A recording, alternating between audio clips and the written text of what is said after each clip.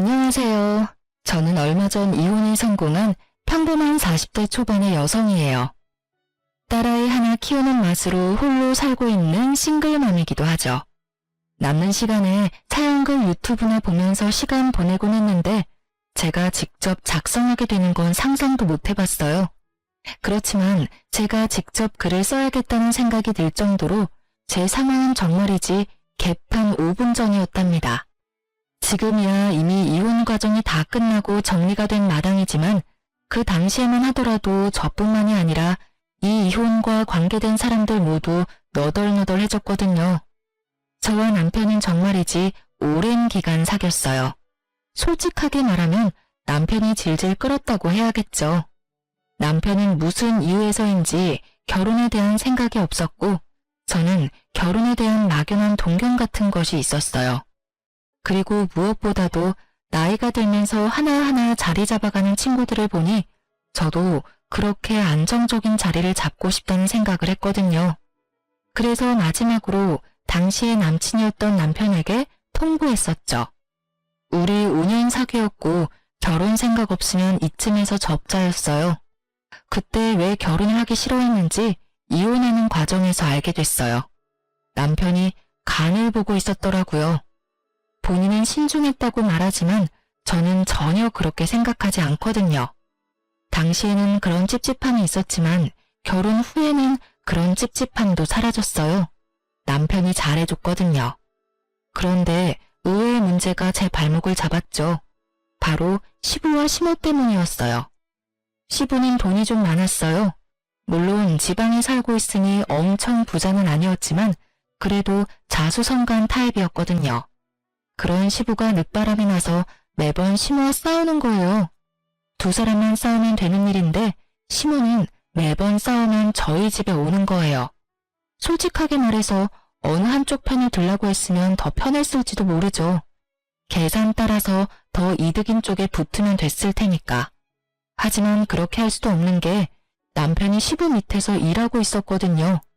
시부 탓을 해버리면 남편 입장이 곤란해지는 거죠. 그리고 와이프인 저도 그 아슬아슬한 줄타기에 매번 동원돼야 했고요. 남편은 그런 시모도 시부도 대면대면하게 대했고 결국 시모의 감정관리는 모두 제 몫이었죠. 저는 시부가 왜 바람피는지 누구와 바람이 났는지 그런 건 하나도 궁금하지 않았어요. 알면 아는 대로 피곤해질 일이고 솔직하게 말해서 너무 깊이 파고들 생각도 들지 않았거든요. 그렇지만 시모는 달랐어요. 저희 집에 와서 시부의 내연녀에 대한 이야기를 하며 제게 스트레스를 모두 퍼부어버리더라고요. 처음에는 며느리에게 그런 모습 보이기 싫어서였는지 체면치레하려고 그랬는지 저희 집에는 오지 않고 남편에게 전화로만 하소연했었거든요. 하지만 결혼 후 1년이 지나기 시작하니 시부와 싸울 때마다 저희 집으로 찾아오더군요. 처음에는 그런 시모를 잘 달래야겠다고 생각했죠. 저도 사람이고 여자인데 바람피는 시부에 대한 분노가 없었겠어요? 시부가 딱하다고 생각했는데 나중에 알고 보니 꼭 시부가 잘못한 것만도 아니더군요. 이 상황을 한마디로 표현한다면 유유상종, 이 사자성어가 딱 들어맞는 것 같네요. 시모는 시모대로 시부에게 스트레스를 주고 있더군요. 시부가 벌어오는 돈을 탕진하는 것도 모자라 젊은 시절 볼품없었던 시부를 그렇게 탐탁지 않게 여겼다고 하더군요. 와이프한테 무시당하고 벌어온 돈 다 착취당하면 늦바람이 나도 어쩔 수 없겠다는 생각이 들 정도로 두 사람의 역사는 참으로 치열했어요. 그렇지만 그건 두 사람의 문제고 저희와는 관련이 없는 일인데도 시모는 저희 집에 와서 그 스트레스를 풀어버리는 거예요. 남은 사람들에게 쌓일 스트레스는 생각도 않고 말이죠. 밥을 해주면 밥 투정, 청소해주면 마음에 안 든다며 다시 하라고 하고 정말로 시모의 투정과 억지가 대단했어요. 저도 참기만 한 건 아니었어요. 몇 번을 남편과 시모에게 이야기하고 하소연도 했지만 돌아오는 건 싸늘한 눈빛과 네가 이해하라는 말뿐. 괜히 남편이 남의 편인 게 아니더라고요. 그리고 결국 사건이 터져버렸죠. 그날은 친정엄마의 생일이었어요. 한 달 전에 미리 남편에게 엄마의 생일을 알려줬었죠. 그런데 시모가 엄마 생일 일주일 전부터 저희 집에 와서는 집에 갈 생각을 안 하더군요. 친정엄마 생일 전에는 가겠지 싶었는데 아예 놀러앉기로 작정을 했는지 시모는 꿈쩍도 안 했어요. 결국 친정엄마 생일날 점심 식사에 시모에게 제가 먼저 말했어요. 어머님, 죄송한데 오늘 저녁 식사는 혼자서 드실 수 있겠어요? 제가 약속이 좀 있어서 나가봐야 하거든요. 아니면 근처 음식점에서 맛있는 거라도 시켜드릴게요. 뭐? 너 손님 놔두고 집 비우는 거 아니다? 그거 사람 홀대하는 거랑 똑같은 거야. 어이가 없었죠. 그리고 손님이라니. 정말 손님이었다면 쫓아내기라도 했을 텐데 말이죠. 어머님, 오늘 친정어머니 생신이라 한 달 전부터 미리 예약을 해놨어요. 그래서 어쩔 수 없이 나가는 거니까 이해 좀 해주세요. 갈수록 웃기네, 네. 네가 그 집 사람이야? 너 이제 우리 집 사람이야. 우리 집에 시집 왔으면 당연히 너희 엄마보다는 나한테 더 신경 써야 하는 거 아니냐? 네 엄마가 널 그렇게 가르치디? 너 이따위로 행동하는 거 너희 엄마가 알고는 있어? 시모는 연신 시부의 험담을 늘어놓던 입으로 저희 엄마를 모욕하는 말을 늘어놓기 시작했어요. 사돈은 도대체 이런 애를 집 밖에 내놓을 생각은 어째 하셨대? 하긴 고슴도치도 제 자식이 제일 예뻐 보인다니 할 말은 없다만. 너 죽어도 이 집 귀신 되는 거야. 네가 죽으면 그 집에서 네 제사라도 치러준다니? 이래서 요즘 애들은 안 된다니까. 주제를 몰라요, 자기 주제를. 저는 시모가 저를 향해 내뱉는 말들을 듣지 않으려 애를 써야 했어요. 정말 기분이 더럽고 엿 같았거든요. 저는 착한 사람이 아니에요. 그리고 인내심이 그리 좋은 사람도 아니었고요. 평범한 사람이었어요. 모욕받으면 열받고 욕 들으면 두 배로 욕해주고 싶은 평범한 사람. 그렇지만 어른에게 그렇게 할 순 없다는 생각으로 그냥 무시했어요. 시모가 뭐라고 뒤에서 떠들던지 들리지 않는 척하며 씻고 화장하고 생일잔치에 갈 준비를 했죠. 제가 자기 하는 말을 모조리 씹어버리고 무시하자 열받은 시모가 고래고래 고함을 지르더군요. 야, 네가 뭔데 날 무시해? 이런 싸가지 없는 년을 봤나? 네 엄마도 이렇게 싸가지 없겠지? 원래 윗물이 맑아야 아랫물이 맑은 법이다. 네 엄마가 널 이렇게 예의라고는 쌈 싸먹은 년으로 키워서 네가 이 모양 이 꼴 아니겠냐? 야, 여기 보라는 말 안 들려? 그만 좀 하세요. 저한테 왜 소리 지르시는데요? 열받는 일 있으면 당신 자식한테 하시면 되잖아요. 며느리한테 열받는 감정 다 털어져 버리시면 그렇게 기분이 좋으세요? 싸가지가 없는 게 누군데 여기서 저한테 막말하시는데요. 부모 생일잔치도 못 가게 하는 시어머니야말로 싸가지 없는 사람 아닌가요? 며느리한테 불효 저지르라고 말하는 시어머니가 어딜 봐서 깨끗한 사람이냐고요. 이게 정신이 나갔나? 너 지금 누구한테 대드는 거야? 우리 엄마 욕한 사람한테 대드는 거죠. 이제부터 남편 없을 때는 이 집 찾지 마세요. 저는 어머님 자식 아니고 며느리예요. 어머니 남의 귀한 자식이고 존중받아야 할 사람이라고요. 열받고 화나는 일 있으면 당신 자식한테 그 스트레스 다 푸세요. 남의 자식한테 스트레스 풀지 마시고. 저는 결국 크게 화를 내고 집 밖으로 나와버렸어요. 남편도 오늘 장모님 생일인 걸 알고 있으니 알아서 올 거라고 생각하고 따로 연락도 하지 않았어요. 솔직하게 말하면 남편 얼굴 보고 싶은 마음이 전혀 없었거든요. 지금 보면 싸움만 할 것 같아서 연락하지 않았어요. 저녁이 되면 이 불같은 감정도 가라앉을 테니 그때 남편 보면 되겠지 싶었거든요. 그런데 남편이 약속 장소에 오지 않더군요. 아무리 기다려도 오지 않고 이미 생일 식사는 시작돼서 결국 남편에게 전화했어요. 당신 도대체 어디에... 야, 너 우리 엄마한테 무슨 말 했어? 왜 엄마가 집에서 혼자 울고 계시냐고. 당신 지금 집이야? 그래, 집이다. 넌 집구석 엉망으로 만들고 어딜 기어나간 거야? 주말에 청소 좀 하라는 말이 그렇게 고깝게 들렸냐? 어른이 그런 말 할 수도 있지. 그거 가지고 지금 열받았다고 시위하려고 밖에 나갔어? 당신 그럼 지금 준비 하나도 안 하고 집에 있는 거네? 준비는 무슨 준비를 해? 오늘 주말 근무하고 피곤해 죽겠구만. 야, 이 새끼야. 넌 지금 집에 있으면 안 되지. 무슨 소리 하는 건데. 엄마 지금 울고 계신다고. 당신이나 지금 집에 들어와야지. 우리 엄마 생일 오늘이라고 내가 말했어, 안 했어? 그게 오늘이었어? 그래, 이 새끼야. 네 마누라 엄마 생신이다. 한 달 전부터 말했잖아. 준비 자체를 안 한 거 보니 완전 잊어버린 거 확실하네. 그치만 당신이 집을 이렇게 만들어 놓고 나가서 나도 정신이 없었다고. 그런 일이었으면 엄마한테 그렇다고 나가면 될 일이지 왜 엄마는 울려? 싸가지 없는 년, 너는 죽어도 이 집 귀신이다. 친정엄마 생일은 중요하고 나는 안 중요하냐? 그게 내가 어머님한테 들은 말이거든? 알지도 못하면서 지금 어머님 편 들고 있나 본데 당신이야말로 나한테 이러면 안 되지. 바쁜 당신 대신 어머님 감정 쓰레기통 된 게 나야. 내가 그 감정 다 받아내고 치우고 대신 스트레스 받고 있었거든? 원래는 다 네가 해야 되는 일이고. 그렇다고 어른한테 소리를 지르고 가면 내 욕만 했으면 나도 참았지.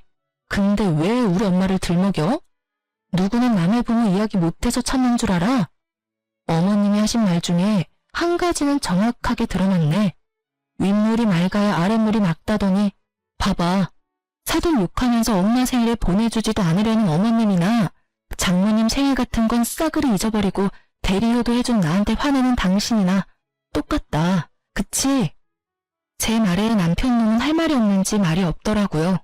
그렇다고 그 침묵이 미안함을 뜻하는 게 아니라는 건 잘 알고 있었어요. 미안했다면 미안했다고 말했겠죠. 장모 생일도 모르는 놈이랑 결혼한 내 팔자가 참 웃겨.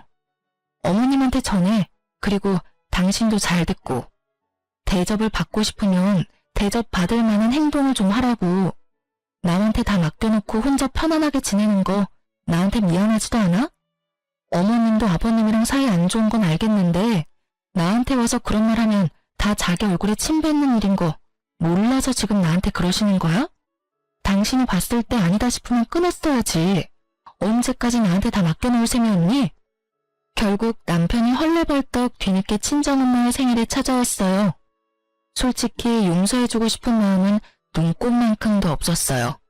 이 사람과의 결혼 생활에 의심이 들기 시작한 게 그때가 시작이었던 것 같아요. 제 기분은 최악이었고 남편 놈은 눈치만 보더군요. 그날 저녁 집에 오는 길, 차에서 남편이 먼저 말하더군요. 여보, 미안해. 나는 장모님 생일을 잊은 게 아니고 어제까지는 분명히 생각하고 있었거든. 그런데 갑자기 집에 어머니가 울고 계시는 바람에 나도 모르게 잊어버린 거야. 누가 뭐래? 자기 부모 자기가 챙기는 거 맞지. 그러니까 앞으로도 당신이 어머님 챙겨. 나는 내 부모님 챙길 테니까. 그럼 됐지? 그러니까 앞으로 어머님 집에 오실 때마다 당신이 맡아서 어머님 받으려. 설마 어머님이 당신한테까지 막말하진 않겠지. 얼마나 귀한 아들인데 나쁜 말을 해? 순전히 남의 자식이니까 나쁜 말도 할 수 있는 거잖아. 뼈를 때리는 제 말에 남편은 입을 꾹 닫더군요. 자기가 해결할 수 있는 문제가 아니라고 생각한 듯 하더라고요. 집에 돌아갔더니 시모는 돌아갔더군요. 하지만 그 뒤에도 몇 번 집에 왔어요. 그리고 시모가 올 때마다 저는 집에서 나갔어요. 남편에게 시모 왔다고 전해주고 제 몸만 몰래 빠져나온 거죠. 결국 바쁜 와중에 시모의 감정 쓰레기통이 된 남편은 몇 주도 못 버티고 손을 들었어요. 시모에게 제발 집에 오지 말라고 빌며 시댁으로 보냈다더군요. 그래도 남의 자식이 아니라 제 자식의 부탁이니 말은 잘 들어주더군요. 그 뒤로는 시모도 저희 집에 온 일이 없었어요. 저도 남편도 평온한 시간을 되찾게 된 거죠. 저와 남편의 생활은 꽤나 오랫동안 유지가 됐어요. 시댁에서 시모와 마주쳐도 시모는 제게 한마디도 안 했어요. 기분이 나빠져라기보다는 자신이 여기서 화를 내고 짜증을 내면 남편에게 더 미움받을까봐 걱정했던 것 같더라고요. 그리고 시부에게 책 잡히는 게 싫어서 그랬던 것 같기도 하고요. 그리고 그런 시모 덕분에 저는 생각보다 편하게 시댁에 다닐 수 있었어요. 그 와중에 저와 남편 사이에는 딸아이가 태어났어요. 딸이 태어났을 때 가장 좋아했던 분이 시부였어요. 시부는 아들보다 딸을 원했는데 집안에 아들만 있으니 영 아쉬웠던 모양이었어요. 작고 앙증맞은 손녀딸의 존재는 시부에게는 오아시스 같은 느낌이었던 거죠. 매번 갈 때마다 손녀딸 데리고 오라고 한다든지 시부와 싸운 날에는 밖에서 식사나 하자며 손녀를 꼭 데리고 오라고 하셨거든요. 그런 시부의 지극정성에 제 딸도 어찌나 시부를 잘 따르던지 결국 시부의 총애를 듬뿍 받은 우리 집 상전으로 거듭났죠. 그렇게 즐겁고 평온한 시간이 계속될 거라 생각한 어느 날 남편이 회식이 있으니 늦을 것 같다는 카톡을 보내왔어요. 그 카톡을 보면서 저는 별 생각 없었어요. 요즘 자주 늦네? 이런 정도였죠. 승진과 각종 행사가 많았던 연말이었거든요. 그래서 늦는 것도 어쩔 수 없다는 생각이었고 저는 사회생활도 업무의 연장선이라고 보는 타입이라서 딱히 회식을 싫어한다거나 하지 말라고 한 적은 없었어요. 그런데 그날은 좀 특별했어요. 낮부터 애가 열이 나는 데다가 약을 먹여도 3시간 만에 다시 열이 오르고 다시 약을 먹이고 이런 상황의 연속이었거든요. 걷잡을 수 없이 열이 올랐을 때는 이미 자정이 다 되어가는 시간이었어요. 혼자 애를 데리고 병원으로 갈 자신이 없었고 남편에게 연락부터 했어요. 그런데 전화기가 꺼져 있더군요. 결국 전화번호를 뒤지다가 정말 우연히 받아놓은 남편 부하 직원의 연락처를 발견했죠. 그 부하 직원이라면 분명히 남편과 같이 있을 거라는 생각으로 그 사람에게 전화를 했어요. 늦은 시간에 죄송해요. 지금 회식하는데 남편 옆에 있죠? 이 사람이 전화기가 꺼져 있던데. 에? 회식이요? 저희 회식은 다음 주에 잡혀 있는데요. 그 말에 제 머릿속에는 경고음이 들리는 것 같았어요. 거짓말, 그리고 외박. 이 조합으로 생각나는 건 단 하나뿐이었어요. 어떤 여자라도 생각날 수밖에 없는 단어. 아닐 거라고 믿고 싶은 남편의 외도 그거였어요. 머릿속이 복잡하고 열이 오르기 시작했지만 지금은 그것보다 더 중요한 일이 있었어요. 아픈 아이를 병원에 데리고 가는 거요. 저는 이를 악물고 애를 데리고 병원으로 향했어요. 아이는 요로 감염이었고 다행히 항생제 투여 후 열이 줄어들고 있었어요. 그리고 그 다음날 아침 8시에 남편에게 전화가 오더군요. 저는 입원한 아이 손을 잡고 있다가 남편의 전화를 받았어요. 당신 도대체 어디야? 애는 어디다 맡겨두고 외박이냐고. 지금 당신이 나한테 그런 말을 할 자격이 있어? 어제 애 아파서 응급실 왔거든? 당신한테 전화했는데 전화기는 꺼져 있더라? 회식이라고 했지? 그런데 왜 당신 부하 직원은 회식이 이번 주에 없다고 했을까? 솔직하게 불어. 나한테 회식한다고 속이고 어디 갔었어? 회식도 아니었는데 도대체 어디서 뭘 하느라 늦었냐고. 애 아플 때는 옆에 없는 놈이 애 아빠가 맡기는 해? 뭐? 애가 어디가 아픈데? 입원한 병원이 어디야? 내가 묻는 말에 대답이나 해. 너 나 속이고 외박하고 뭐 했어? 나 몰래 바람 피니? 애가 이렇게 어린데 설마 바람 피는 건 아니지? 그럼 어제 그건 당신이 싫어하는 친구 만나러 간다고 당신한테 거짓말한 거야. 외도 같은 건 아니고 당신이 싫어하던 그 친구 있잖아. 매번 동업하려는 친구. 정말 미안해 여보. 제가 무슨 말을 해도 남편은 미안하다고만 하더군요. 그리고 절대로 외도가 아니라고 했고요. 남편의 친구 중에 제가 싫어하는 친구가 있긴 했어요. 사기꾼 같은 놈이 하나 있었는데 그 놈이 보자고 한다고 남편이 외박을 한다? 그건 아니라고 생각했어요. 남편도 그 친구를 곤란해하는 게 눈에 보여서 제가 남편 대신 그 친구 못 만나도록 못 박은 거거든요. 그 친구한테 제 핑계대고 피하라고. 그러니 그런 친구 때문에 외박을 할 리가 절대 없어요. 저는 남편의 사과를 받아들이는 척 하면서 남편 차 조수석 뒤에 녹음기를 넣어뒀어요. 아니면 다행이고 만약 맞다면 족쳐야 하니까요. 그리고 저는 남편 놈의 더러운 거짓말을 다시 알게 됐죠. 차 안에 놔둔 녹음기에 남편의 전화 내용이 고스란히 녹음됐거든요. 여자와 함께 만나 대화하는 내용뿐만 아니라 와이프에게 들켰으니 이제 만나는 거 조심해서 만나자는 내용도 있었어요. 그 대화 내용을 듣는데 얼마나 웃겼는지 아세요? 두 사람에서 절대로 들키지 않을 계획을 열심히 짜더군요. 폰 들키는 거 대비한 세컨폰 만드는 것부터 세컨폰 숨겨뒀을 때는 네이버 블로그 댓글창을 이용해 대화하자고요. 배신감에 저는 남편님에게 복수심을 활활 불태웠어요. 솔직하게 말하면 당장이라도 남편과 상간녀에게 달려가 제게 눈물 흘리게 만든 값을 받아내고 싶었어요. 그렇지만 이때 저는 그런 생각을 했죠. 제가 이혼을 하지 않겠다고 다짐했다 하더라도 상황이 어떻게 굴러갈지는 알 수 없을 거라고. 그래서 저는 증거를 모으기 위해서 남편과 상간녀를 미행하기로 했어요. 남편을 미행해서 상간녀의 집을 알아냈고 상간녀의 집 앞을 지키고 섰어요. 그런데 얼마 뒤 저는 정말로 당황할 수밖에 없었어요. 정말로 의외의 인물이 밖으로 나왔거든요. 저는 너무 당황한 상태로 사진부터 찍었어요. 상간녀에게 직접 가서 따지려고 했던 제 계획은 잠시 뒤로 물렸어요. 저는 계획을 바꿔서 남편부터 추궁하기로 했어요. 그리고 여차하는 순간 저 인물이 저에게는 도움이 될 것 같았거든요.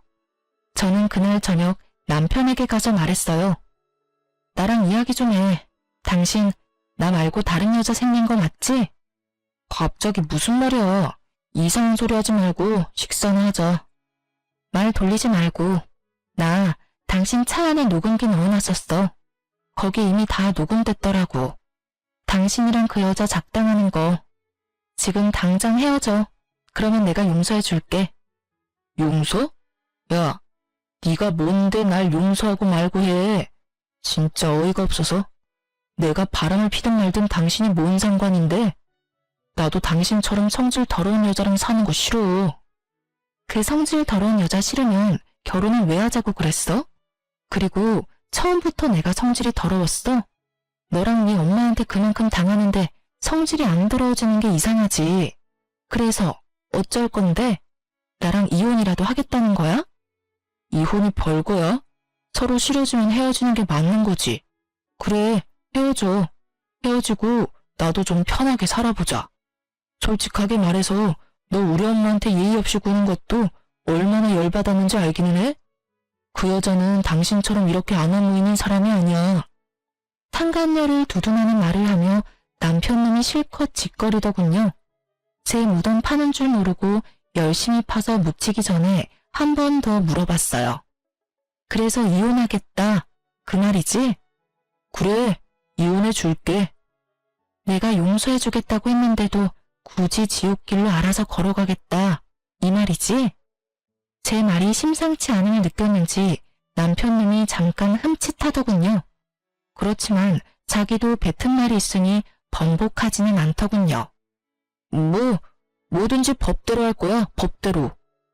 그래, 그럼 이혼해 줄게. 아버님이랑 어머님한테 이야기하러 가자. 당신 바람나서 애랑 나 버리고 이혼하겠다고 이야기할게. 남편님 얼굴이 새카맣게 변하더군요. 시아버지 밑에서 일하는 남편님은 자기 딸이 시아버지의 마음을 얼마나 많이 사로잡았는지 잘 알고 있었거든요. 신권이랑 양육권은 안 줄 거야. 넌 나한테 주게 되어 있어. 이 이혼은 전적으로 다 네 탓이니까. 넌 바람을 폈고 너희 엄마는 나를 괴롭히고 내 친정을 모욕했지. 게다가 아이가 아플 때도 바람을 폈으니 애를 데려갈 자격이 있기는 하겠어? 제 말에 남편이 부들부들 떨더군요. 저는 남편님을 강제로 시댁으로 끌고 가서 시부모에게 이혼 이야기를 꺼냈어요. 아버님, 어머님, 저희 이혼하기로 했어요. 제 말에 시모가 비웃으며 한마디 하더군요. 내 그렇게 될 줄 알았어. 네가 잘나면 얼마나 잘났다고 시어머니 이겨먹고 잘 살 줄 알았어? 당신은 좀 가만히 있어. 며느라가 왜 갑자기 이혼을 하겠다고 하냐? 큰 문제가 아니면 다시 생각해보고. 이 사람이 바람을 폈어요, 아버님. 그 말에 시부가 찔끔 놀라더군요. 자기도 바람을 폈으니 말이죠. 그런데 제가 용서해 줄 테니 그 여자랑 인연 끊으라고 했는데 그럴 바엔 저랑 이혼하는 게 낫겠다고 하더라고요. 그래서 원하는 대로 이혼해주려고요. 전 분명히 기회를 줬어요. 그런데 그걸 거절한 건 남편이에요. 그럼 우리 손녀딸은? 제가 데려갈 거예요. 이 사람 아이 열이 펄펄 나서 병원 간 날에도 상간녀 만나느라 제 연락도 못 받은 인간이거든요. 그런 사람한테 양육권에 친권이 가당키는 해요? 어이구, 네가 잘했어야지. 왜 우리 아들 욕을 하고 그래? 우냐, 이혼해라. 누가 와도 너보다는 낫겠어. 호언장담하는 시모를 보며 저는 속으로 비웃어줬어요. 아무것도 모르는 저 할머니가 상간녀 정체를 알고도 저렇게 평온하겠나 싶었거든요. 확답을 듣고 나니 이 두 사람을 용서할 생각이 완전히 사라졌어요. 그렇게 저는 이혼을 하기로 하고 짐을 챙겨 아이와 함께 집을 나왔어요. 그리고 이혼 소송에 관해 이야기 나누자며 남편과 시부모를 가게로 데려왔어요.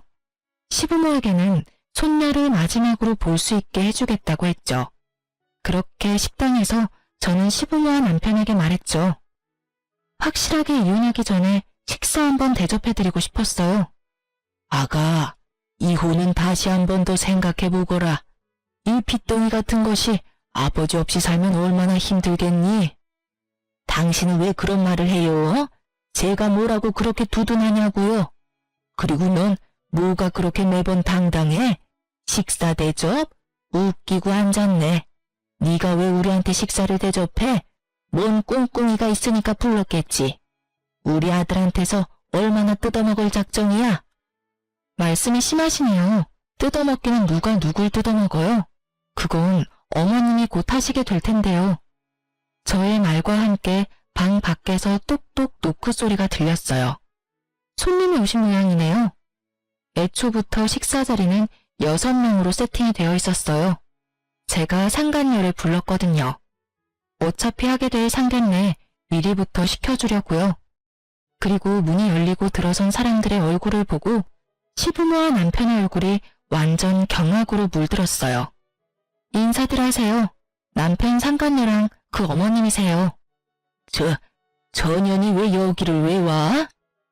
시모가 숨 넘어갈 듯 소리치고 있었어요. 그리고 시부는 아무 말도 못하고 눈만 질끈 감고 있었고요. 남편은 이 상황이 어이없는지 저한테 그러더군요. 당신 왜 이 사람 부른 거야? 어차피 나랑 이혼하고 저 여자랑 결혼할 거잖아. 미리 상견례 좀 시켜드리려고 불렀지. 그게 지금 말이라고? 남편 말이 끝나기도 전에 시모가 남편을 바라보며 잔뜩 화난 목소리로 물었어요. 아들, 너 설마 저년 딸년이랑 바람난 건 아니지? 에? 어머니, 무슨 말씀하시는 건지. 저년 저거 네 아버지 내연녀야 이놈아. 너 도대체 어디서 누구를 만나고 다닌 거야? 뭐라고요?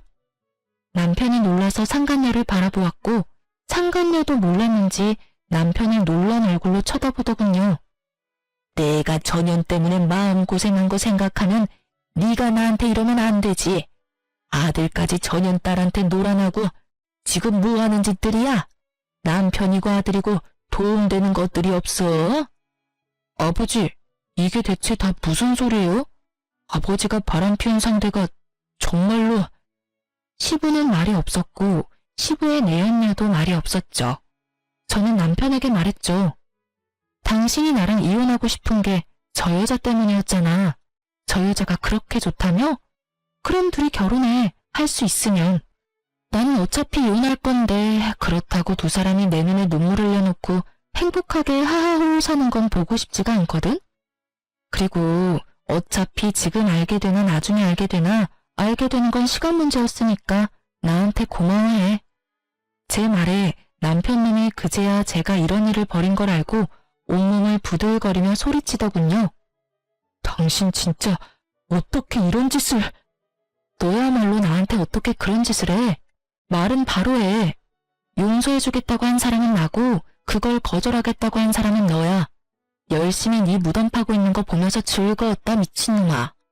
말을 잊지를 못하는 남편에게서 눈을 돌려 얼굴이 벌겋게 된 채 시부의 내연녀를 바라보는 시모에게 말했어요. 어떤 여자가 와도 저보다는 낫겠다고 하셨으니 며느리 잘 대해주세요. 아드님이 아주 사랑하는 여자라고 하더라고요. 저랑은 다르게 싹싹하다던데. 그쪽 아들이 며느리 한번 잘 골라왔네요. 그쵸? 그리고 딸을 저리 키운 상간녀의 엄마에게도 잊지 않고 말해줬죠. 딸을 어떻게 키웠길래 가정 있는 남자를 건드려놓고 뻔뻔하게 딸내미 상견례까지 시키겠다고 이 식당 찾아온 거 보면 참 그나물의 그 밥이다. 그쵸? 엄마 닮아서 그런가? 남자 후리는 솜씨도 대단하고요. 하여튼 딸 한번 잘 키우셨네요. 다들 더 반갑게 인사하세요. 하나하나 성질 긁어대는 제 소리에 시모가 완전 열이 받을 대로 받았더라고요. 너 이렇게 될 줄 알고 여기 불렀지? 뭐 때문에 이런 여자 불렀어? 너 이런다고 내가 이혼 반대할 것 같아? 무서운 말씀하시네요. 저는 이혼할 거예요. 거기에는 어머님 지분도 있는 거 아시죠? 매번 저희 집에 와서 저 시집살이 시키는 것도 모자라서 시아버지랑 내연이 욕해대면서 불쾌한 감정 저한테 다 쏟아내셨잖아요. 그런 분을 어떻게 모시고 살아요? 시모는 약이 단단히 오른 듯 했어요. 하지만 더 이상 그 화살을 저한테 돌리지는 않았어요. 바로 시부에게 한바탕 쏟아내더군요. 당신 때문에 내가 이게 무슨 꼴이야. 저 새파랗게 어린 년 때문에 내가 당한 꼴을 봐. 당신이 저런 년이랑 바람만 피우지 않았어도 내가 이렇게 꼬투리 잡힐 일이 없었을 거라고. 저번에도 말했지만 나는 절대로 당신이랑 이혼 못해. 아이고 내 팔자야. 어떻게 남편 복도 없는 년이 자식 복, 며느리 복까지 없어서 이 수모를 당하고 살아? 너도 마찬가지야 이놈 자식아. 네 아버지만으로는 부족하더냐? 할 짓이 없어서 계집질을 해. 그것도 저런 년 딸한테 홀딱 빠져가지고. 어떻게 너마저 나를 배신해? 시모가 쏟아붓는 말에 남편 얼굴이 하얗게 질리더군요. 재혼? 꿈도 못 꾸겠죠. 제 어미 가슴에 못 박은 여자딸이랑 무슨 결혼을 해요? 혼인의 혼자만 꺼내도 시모가 뒤로 넘어갈 판인데. 이게 다 무슨 일이야? 엄마, 이야기 좀 해봐. 엄마 만나는 사람이 이 사람 아버지야? 상간녀도 제 어머니가 어떤 사람인지를 알았어요. 너야말로 이게 다 무슨 일이야? 너 제대로 된 남자 만난다고 하지 않았어? 그런데 불륜? 상간녀의 어머니도 자기 딸이 어떤 사람인지 알게 됐죠. 엄마야말로 불륜이잖아. 나한테는 일찍 사별하고 돈만 많이 벌어다 놓은 영감이라며. 얘가 못하는 소리가 없어? 엄마가 언제 그렇게 말했어? 엄마는 나한테 화내면 안 되지. 엄마도 똑같이, 아니, 나보다 더한 짓 했으면서. 결국 이 집도 저 집도 똑같이 풍비박산이 나버렸죠. 그리고 그 와중에 웃는 건 저뿐이었고요. 정말 너무나 통쾌하기 짝이 없는 장면들이었어요. 상간녀와 남편의 행복한 미래는 이미 산산조각 났고 두 사람의 암울한 미래 앞에는 부모님들이 있었죠. 서로가 서로를 물고 뜯는 상황을 보며 저는 차분히 모든 걸 보고 있었어요. 그러게 남의 눈에 눈물 흘리게 만들면 자기 눈에는 피눈물 나는 거 미리 알았어야죠. 서로 물고 뜯다가 잠시 소강 상태가 되자 저는 그제야 가방에서 이혼 서류 꺼내 남편에게 던져줬어요. 이혼 서류야. 내가 작성할 건 이미 다 했고 나머지는 당신이 작성해서 내. 소송 또 보자. 아, 그리고 미리 축하해. 두 사람 행복하게 살았으면 좋겠네. 절대로 이루어질 수 없는 두 사람의 미래를 축하하며 저는 자리를 떠났습니다. 남은 사람들이야 신경 쓸 필요 있나요? 저도 제 감정 추스리기에 바쁜 사람인데 이 와중에 날 엿먹인 인간들을 위한 배려 같은 건 필요 없잖아요. 그렇게 이혼은 진행됐어요. 남편님도 그 상간녀를 포기하지 못한 듯 보였어요. 하긴 뜯어내면 뜯어낼수록 더 들러붙는 게 불륜 사이라고 하지 않던가요. 그렇지만 부모들이 그걸 바라지 않는데 두 사람이 그 뜻을 이룰 수는 없겠죠. 시모는 결국 그 일 이후로 완전 정신적인 타격을 받아서 정신과에 다니고 있다고 하더라고요. 시부의 배신 때문에 그렇게 열받아서 저한테 모든 걸 쏟아내던 시모였는데 결국 아들놈까지 자기를 배신하는 짓을 했으니 정신이 남아나겠어요? 저 같아도 정신과 다닐 만큼 타격을 받았겠죠. 어떤 여자라도 저보다 낫겠다며 그렇게 호언장담을 하며 이혼하라고 떵떵거리더니 정작 이혼하고 나서 아들이 데려온 여자가 시부 내연녀의 딸이라니 게다가 얼마나 웃겨요? 남편 바람난 것 때문에 그렇게 열받은 사람이 아들 바람나서 며느리가 이혼하게 됐는데 잘 됐다며 이혼하라고 말하는 것 자체가 말이죠. 저 같으면 자기 아비랑 똑같은 짓 했다면서 냅다 두드려 패버렸을지도 모르는데 역시 남다른 정신세계를 가지고 있는 분이셨어요. 그리고 남편은 정말 웃겼어요. 이혼 소송 중에 시부와 남편 저 셋이 다시 만난 적이 있었거든요. 시부가 불러들인 거였어요. 시부가 저한테 그러더라고요. 너 정말로 이혼할 생각이냐? 나는 너희가 이혼하지 않았으면 좋겠다. 내가 아들에게 나쁜 영향을 줬다고는 생각하지만 그렇다고 아들이 잘못된 상대와 재혼하는 건 아니라고 생각하거든. 아버지, 저희 정말로 이혼할 거예요. 그리고 저는 이 사람보다 그 여자가 더 좋다고요. 아버지가 이해 좀 해주실 수 없어요? 안 된다면 절대로 안 돼. 그 여자 말고 다른 여자를 데려왔으면 또 모를까. 너는 그 여자가 어떤 여자인지 알면서도 나한테 재혼 이야기를 꺼내? 그리고 손녀딸이랑 며느리 다시 데려오지 않으면 너한테는 절대 상속 같은 건 없어. 알았어? 아버지, 잘못한 건 제가 아니라 아버지잖아요. 웃기시네. 아버님이 바람피는 건 잘못이고 네가 바람피는 건 잘못이 아닌 거야? 자기는 잘못한 거 하나도 없다는 식으로 이야기하네? 그러게 왜 바람을 펴? 당신이 바람만 안 폈어도 당신 처지가 이렇게 꼬이지는 않았겠지. 남편은 아무 말도 못하고 저만 노려보더군요. 당신이 그 자리에서 그런 짓만 안 했어도 나중에 충분히 설득할 수 있는 일이었어. 그날 병원 다니고 계신 어머님 앞에서 한번 해봐. 어머님 병원에 실려가시겠지. 구구절절 맞는 말이라 그런지 남편이 입을 꾹 닫더군요. 너희가 헤어진다고 해도 너희 딸은 내 손녀다. 그것만은 잊지 말아라. 그리고 며느라가 네가 한 달에 한 번만이라도 손녀 데리고 나를 찾아와주면 나도 너한테 위자료를 지급할 생각이다. 그렇게 해주겠니? 네, 그리 원하시면 매달 와서 보여드릴게요.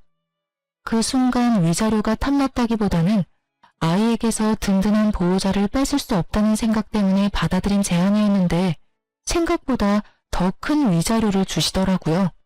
지금 남편과 같이 살고 있던 15명의 아파트요. 그걸 제 앞으로 해주셨거든요.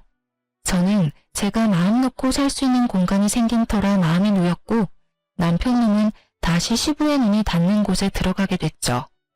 상간녀도 남편과 결혼하려고 그렇게 애썼는데 상간녀의 엄마가 두 사람 사이를 뜯어 말렸다고 해요. 건너 들은 바로는 상간녀의 엄마와 시부는 제가 서로의 가족을 만나게 한 그 즈음에 결혼 이야기가 나오고 있었다고 하더라고요. 시부도 귀찮은 시무를 떼어놓고 싶어한 모양이었고 상간녀의 엄마는 시부의 와이프가 되면 꽤나 풍족한 생활을 할 수 있을 거라는 생각에 그렇게 하자 이야기가 되고 있었다고 하더군요. 그런데 제가 두 가족을 만나게 하는 바람에 일이 꼬여서 두 분의 결합은 없던 일이 되어버렸거든요. 눈앞에 있던 커다란 고기가 사라진 상간녀의 엄마가 상간녀를 뜯어 말린 건 어쩔 수 없는 일이었던 거죠. 그렇지만 상간녀도 포기할 수는 없었는지 두 사람이 강제로 혼인신고서를 내려고 벼르고 있었다고 하더라고요. 전 남편이 저한테 그런 이야기를 했거든요.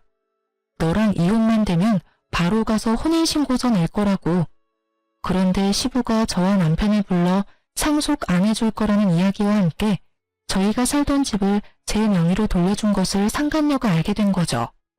상간녀는 상간녀대로 집도 저한테 빼앗기고 상속도 안 되는 남자를 데리고 있느니 다른 남자 찾는 게 더 빠르다는 생각을 한 것 같더라고요. 남편도 상속이 걸린 문제에서는 어쩔 수 없었던 것 같고요. 결국은 그렇게 타오르던 사랑의 불꽃은 하얀 재가 돼서 서로 잿가루만 듬뿍 묻힌 채 헤어졌더군요. 그렇게 헤어지고 전 남편이 저한테 만나자고 연락이 왔었어요. 나가지 않으려 했지만 당시에는 그 마음이 너무 궁금했거든요. 무슨 일로 보자고 했어? 바쁘니까 짧게 말해줘. 냉랭한 제 모습에 전 남편이 눈치를 보더니 그러더군요. 우리 이혼하는 거 다시 생각해 볼 수는 없어? 나 그 여자랑 헤어졌어. 당신이 그 여자랑 헤어지면 용서해준다고 했잖아. 그건 이혼 전의 이야기지. 지금은 이미 이혼했잖아. 그런데 왜 내가 당신을 용서해줘야 해?